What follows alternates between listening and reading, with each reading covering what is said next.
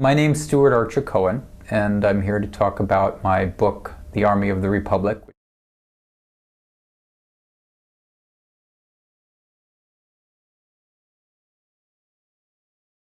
It takes place mostly in Seattle, United States of America, in the very near future.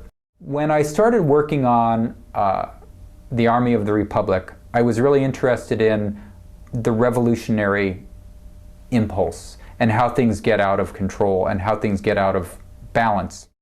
I originally thought of setting it in Argentina, but as I saw the United States mimicking more and more the conditions that plagued so many Latin American countries in the 70s and 80s, where you have just this massively corrupt government and massive sort of sneaky corrupt privatizations of government functions and that sort of thing, and a sort of more and more control of the government by business interests.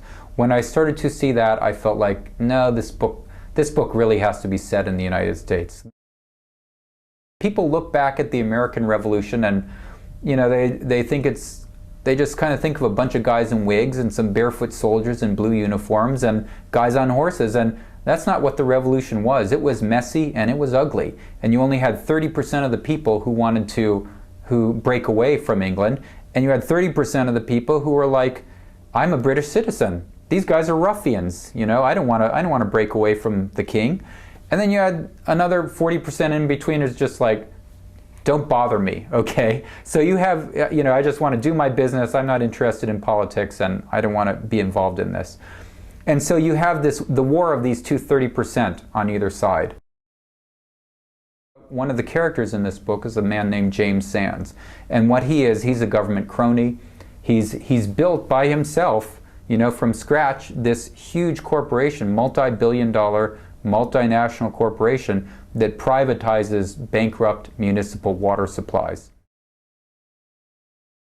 Whitehall is a corporate security company that is so intermeshed with the government, both having former military and intelligence people in its staff and very tight connections with those people who are serving those functions still in the government, that you cannot tell where the government ends and Whitehall begins. And I think we're getting there in this country, and I don't think that's what the founding fathers had in mind.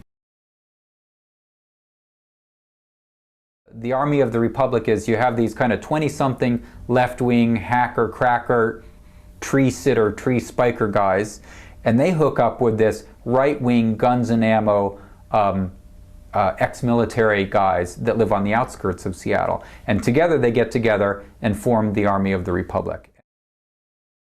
These revolutionaries want to pay the debt. They see this country as, this was a great democracy that's been corrupted, and we've got to redeem that democracy by paying with our blood if necessary.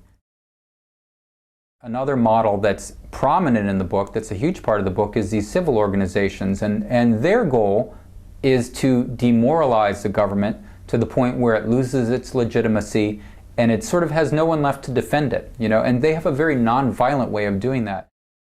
Even Che Guevara said, as long as there's any sort of democracy, no matter how rigged, no matter how corrupt, and no matter how fraudulent, as long as there's a vote, then armed struggle is not acceptable. Even Che Guevara said that. A lot of revolutions really come down to a situation of people killing their children. That's what Tiananmen Square was. That's what the 70s in Argentina were. And people always think it's going to be somebody else's children, but in a sense, in a sort of larger sense, it's people killing their own children, and the scars of that last a long time. I think the situation coming forward in the United States is not a right versus left situation. I think or Republican versus Democrat. I really think at heart it's a people who are for rule by the people and people who are for rule by corporations. We've talked so much about politics, but what really drives this book is what's going on with people at a human level. This has got like a lot of kind of intellectual content. It's got a kick-ass plot. It's got, sex in hotel rooms. All my books have sex in hotel rooms. I want to make that clear to everybody. Okay, so it's got, and I think, wow, it's got everything, and yet a publisher looks at it as like, well, it's not exactly a thriller because it's, got all these ideas, and it's not exactly literary because it's got all this, thriller stuff, and the sex in hotel, well, you know, how can you be against that? But